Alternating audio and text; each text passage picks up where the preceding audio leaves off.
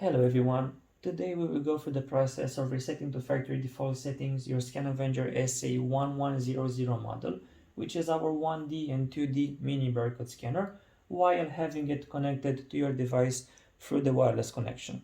This process is very simple, and the first thing you have to do is to make sure you have the scanner turned on by pressing this switch towards the charging port.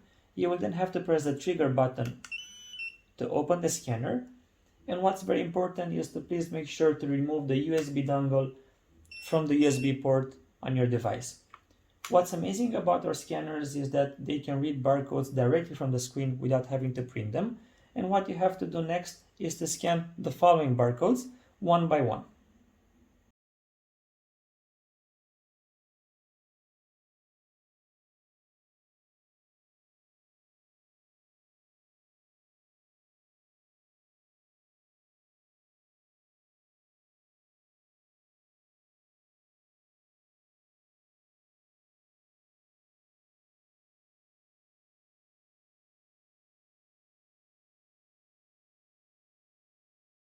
Once you are done scanning all 13 barcodes, you will notice that this blue light will now start flickering as a sign that the scanner is no longer paired with your device.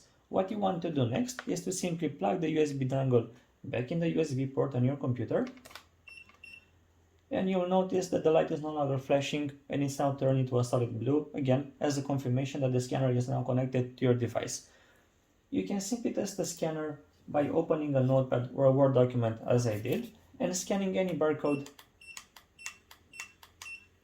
just to confirm that it's working properly. In case you need a copy of the factory reset process and of the barcodes, you can simply send us an email to helpdesk@scanavenger.com, and we will reply back to you shortly. Thank you very much for watching, and I wish you all a great day.